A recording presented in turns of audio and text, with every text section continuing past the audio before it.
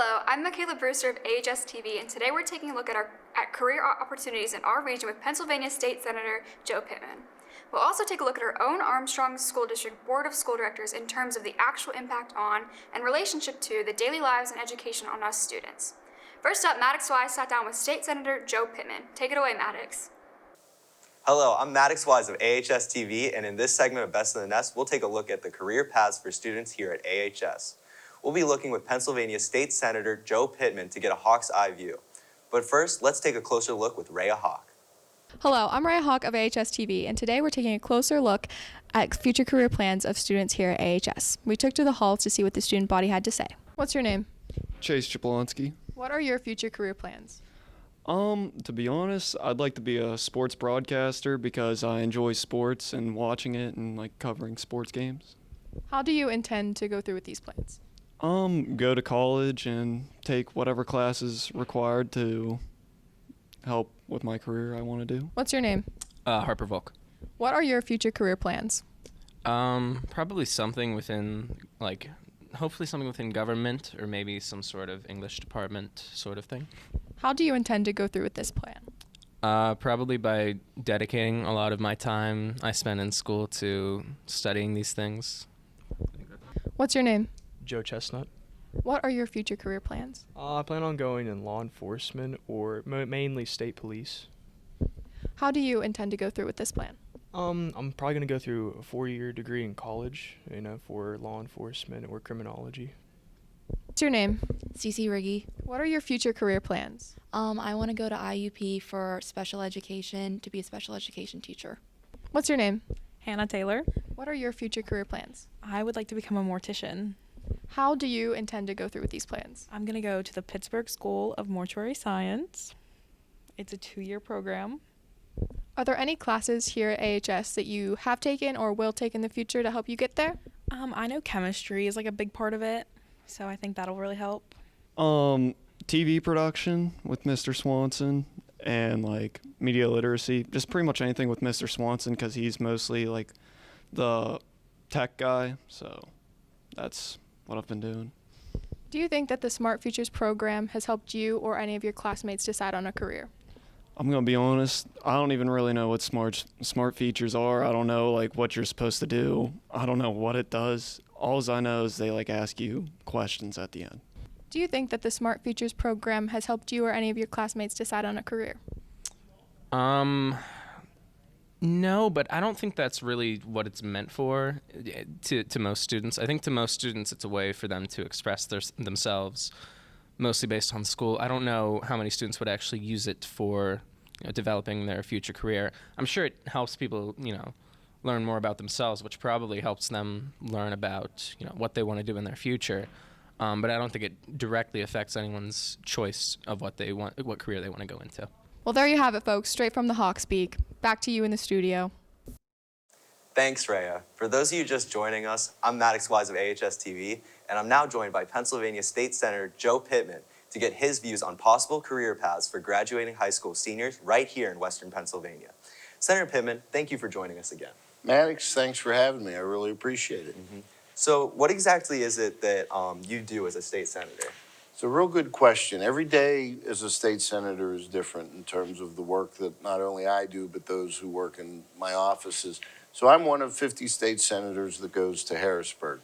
Each state senator has to represent roughly the same number of constituents. So the district that I represent has about 255,000 constituents. It includes all of Armstrong County, all of Indiana County, southern Jefferson County, and then a big part of northern Westmoreland County.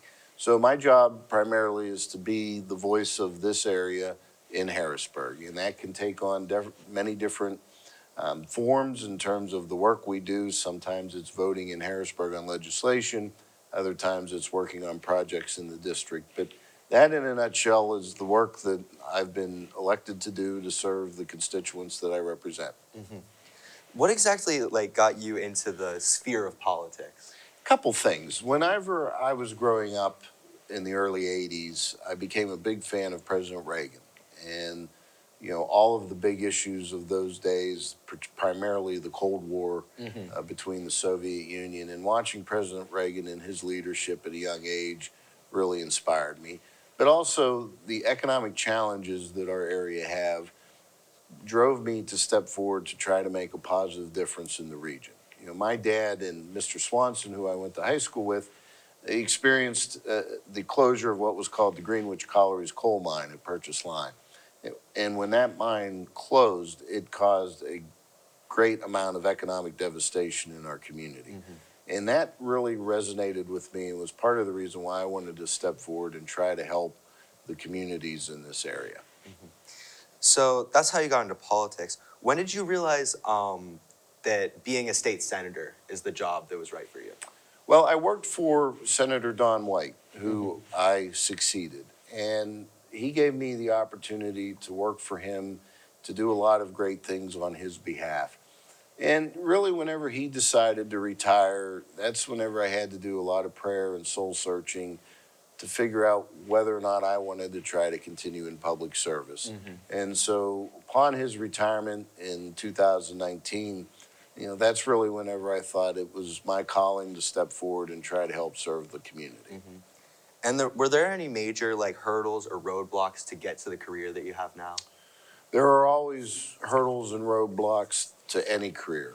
I can tell you that I started as an intern. I worked many other jobs in college and in high school.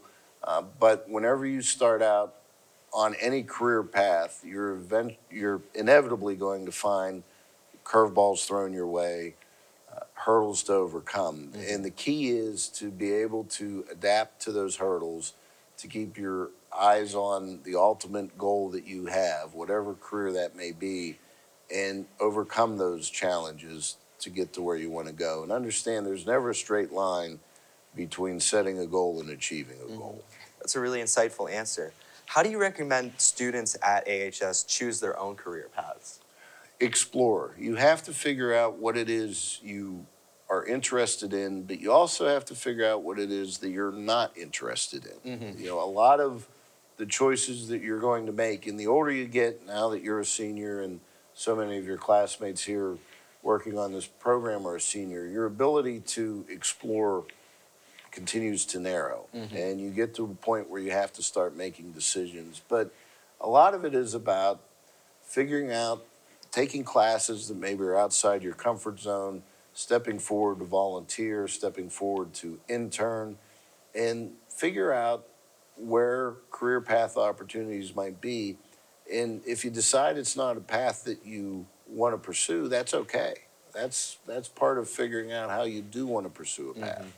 Yeah, no, I totally agree with your answer. I mean, just being here in AHS, I've had a lot of electives that I think have opened up the door for me and really shown me what I want from my future. That's right.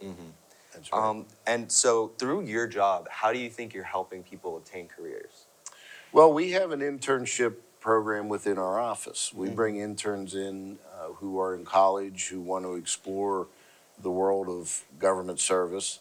And that is one very specific way that we do that. The other way that I know we have worked very globally, particularly in career and technical education, is that we try very hard to provide dollars to educational programs that give students the ability to explore careers. And technical education careers are the hot item these days. Lenape Tech, for example, I know has a lot of students and they're enrolled in the programs to the point where they can't even accept all the students. And that to me is an example of where students are exploring different options in careers, different paths, but also kind of getting an understanding that that's what could ultimately lead to a family-sustaining job, which is what it's all about. Yeah, that's impressive that you can make so much change from that. What advice would you give to our viewers, maybe outside of the high school system, on finding a career? Again, I think the best thing that you can do is to just step forward. Figure out ways outside of school, even outside of extracurricular activities, to step forward in the community and volunteer to serve. One of the things that I did, and it was probably the most instructive part of my life, even though I wasn't prepared for it at the time, When I was 18 years old, right after I graduated from high school, I was appointed to serve on the Purchase Line School Board. And I spent about 3.5 years on the Purchase Line School Board at the age of 18. And that was probably the most eye-opening experience for me to help me understand what it means to have some give and take, to build consensus on things, but also to understand how complex it is to make public service and to make public entities run. And so I think all of those kinds of areas are ways that students can step out of their, what I call their comfort zone, and come up with different approaches to figure out what might be out there that you might not even think about. Yeah, I mean, that's great. What jobs, or did you work any jobs before being a politician? So when I was in high school, I worked for a telemarketing firm called InterSearch, where I called companies to ask them about their investments in computer technology. Being a telemarketer was a very, very difficult job. I also helped my dad. He had a heating, ventilation, air conditioning business. I helped him in that business, mainly in high school, but also through some of my summers in college. I worked at what was called the Hickory Court Cafe at Penn State Altoona. I worked there for about 1.5 years. And I also worked in the summer, I worked for PennDOT doing summer road maintenance, one summer as a college student. And that is a program that students should think about. PennDOT will allow college students, high school students going into college, to work in the summer on summer maintenance projects. And that was a very eye-opening and rewarding experience for me. So that's a few of the jobs that I've dabbled in outside of this current field. So you said that was like an eye-opening experience for you. How do you think that those jobs helped play a role in where you are today? Well, in the case of telemarketing, it helped me understand that that's not a job I wanted to do.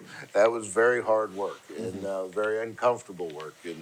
And again, it brought me out of my comfort zone. But certainly my work with HVAC, with my dad, and also the work at PennDOT made me understand and appreciate what it means to have physical labor.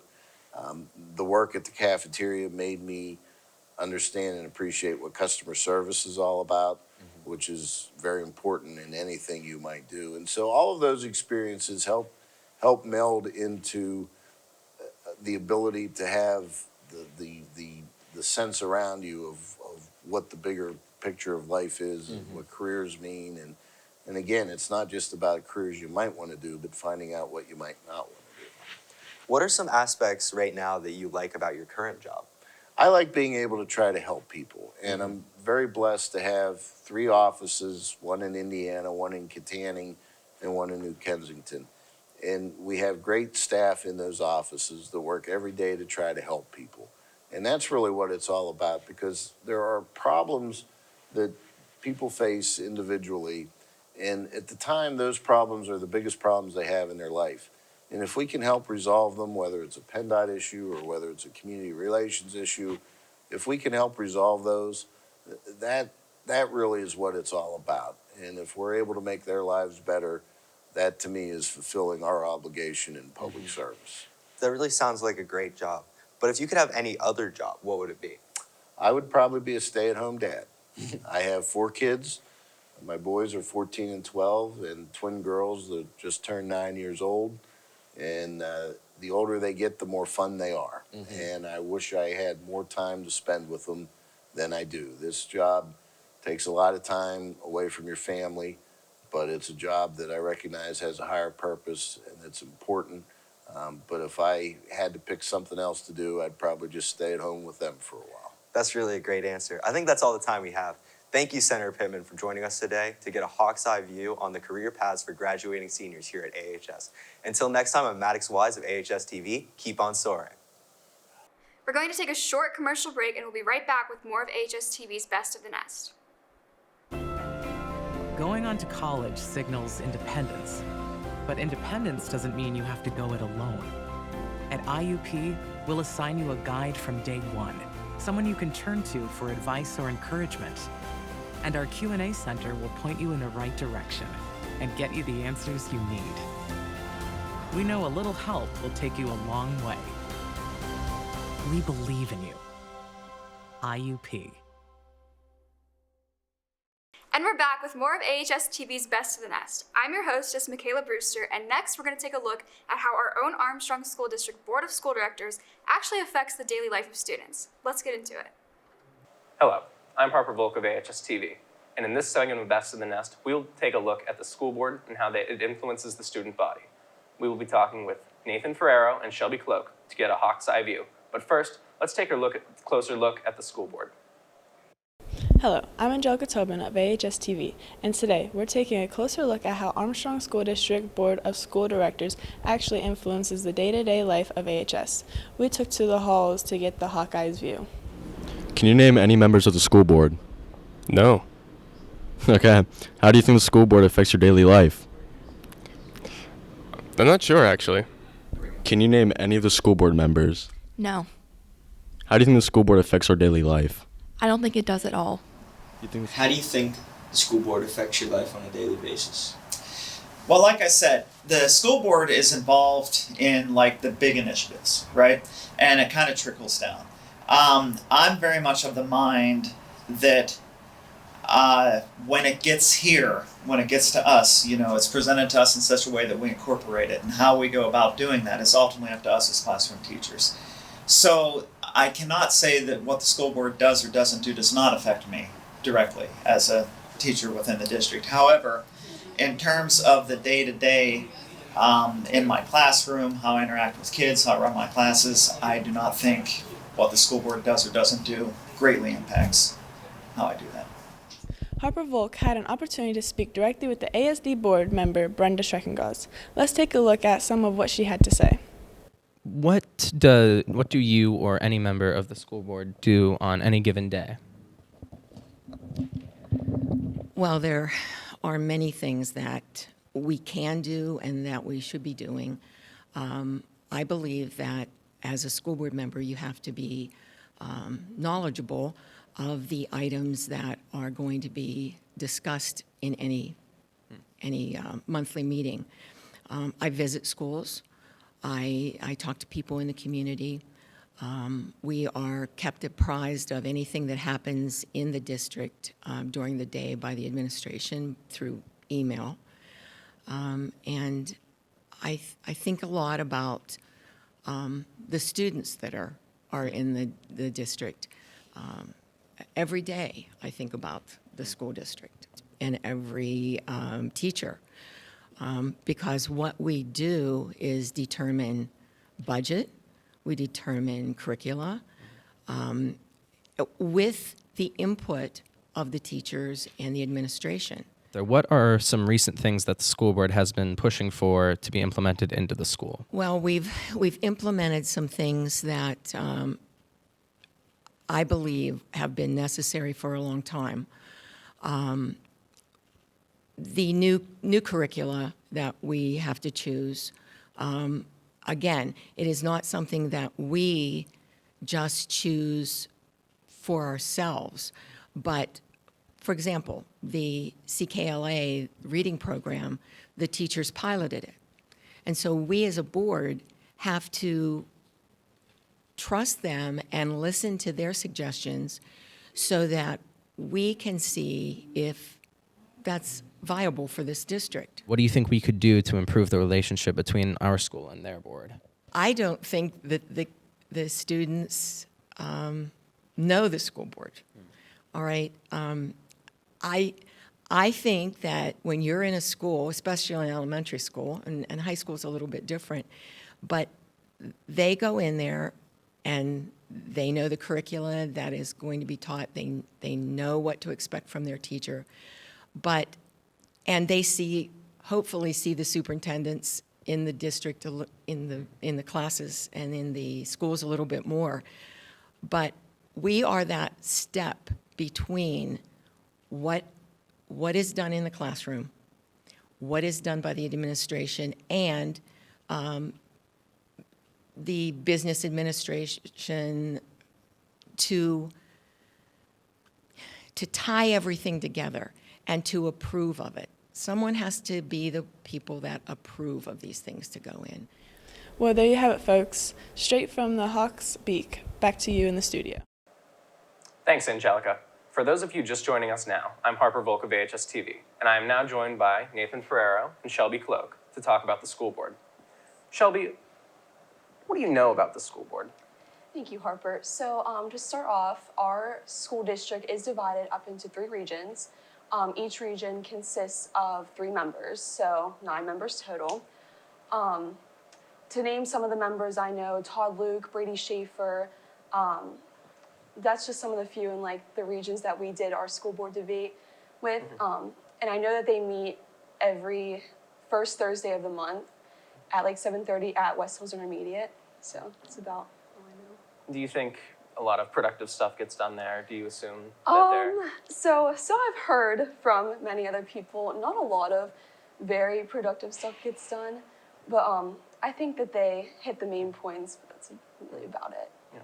I mean, I'd like to hope they do. I think, I'd say they are, working in our benefit, and I think believe, at least they're trying to. Yeah, I do believe that they are trying, but I think there's still stuff they could improve on.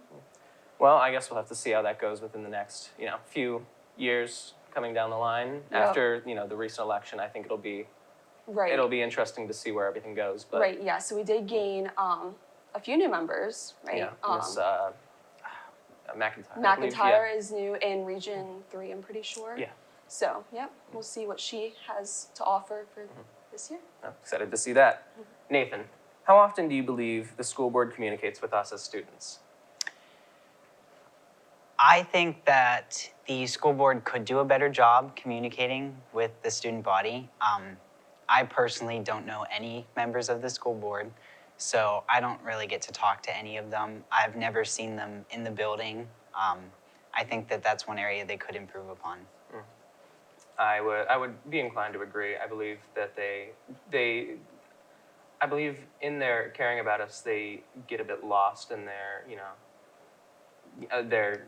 what they're trying to do, and they don't consult us as much. And I think that's definitely one of the main areas we can improve on. Yeah, definitely. And I think you can also take into consideration the fact that they're not paid. So some of them have other jobs, they have other responsibilities, and some of them are retired, so they have family things, so their focus may not always be here.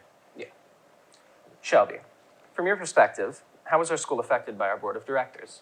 So I know that the recent decisions they made with like the SEL curriculum, I think we're affected by that because we lose a day of our working period and seminar.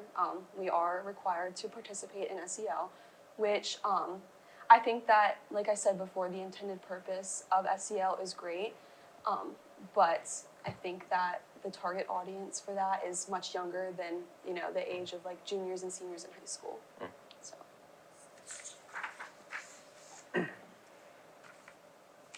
Nathan, do you believe the recent actions by the school board, be that SEL or CKLA, as she just brought up, have been beneficial to the development of students' future?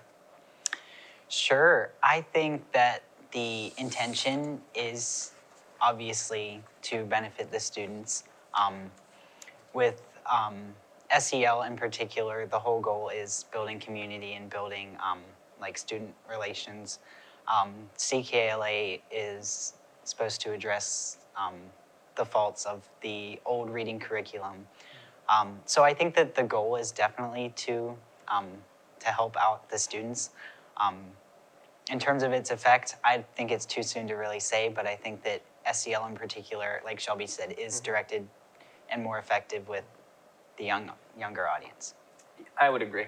In my experience with it, I think it has a positive benefit. I think there's a lot of good things going for it. But I find that a lot of the things that we learn within it are beyond our level of understanding of the world and that sort of situation.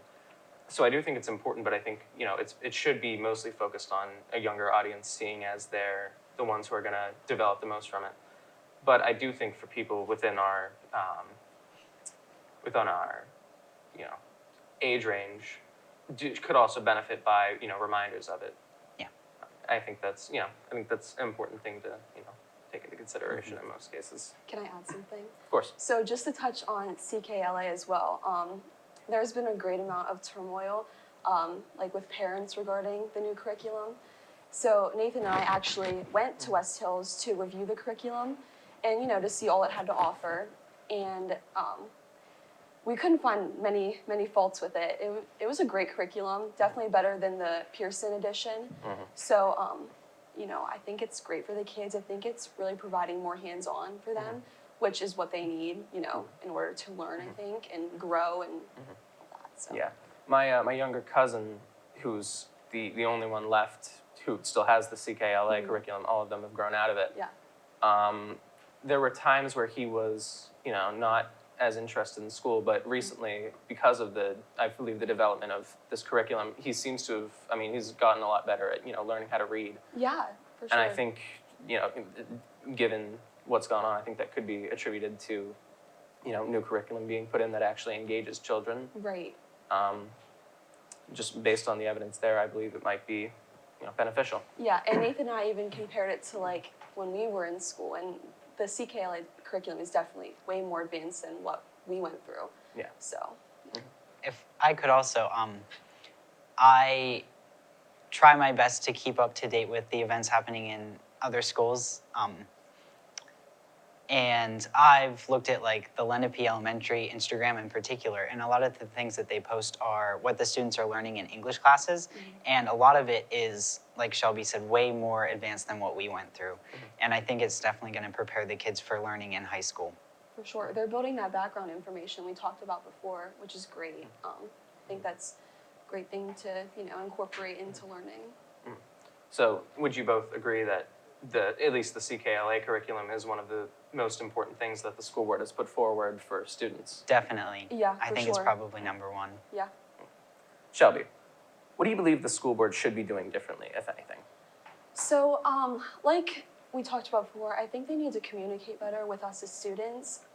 Even like Nathan said, I don't really hear a lot about what the school board does, what new things they implement within our schools.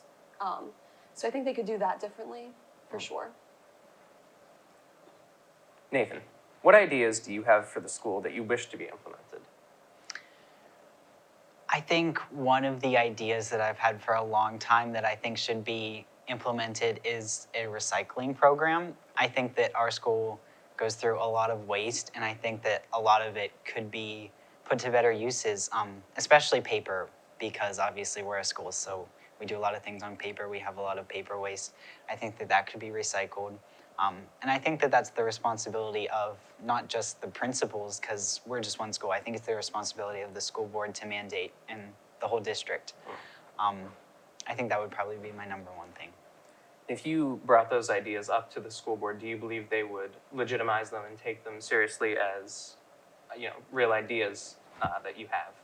They might. I think depending on how much it would cost to implement a program like that, I think that would play into it. And I also think like the logistics, obviously, if there's nobody in the community that does recycling or would be willing to, then they can't do it. So I think that they should definitely consider it, and I think that they hopefully would.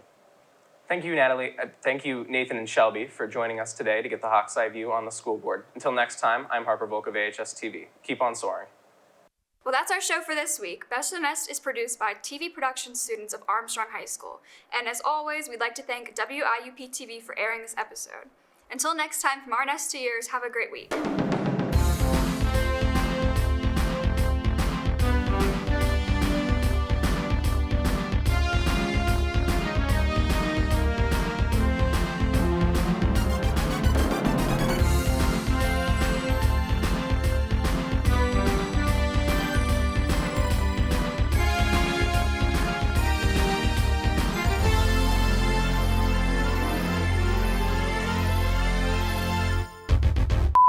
I'm not made for this, Swanson.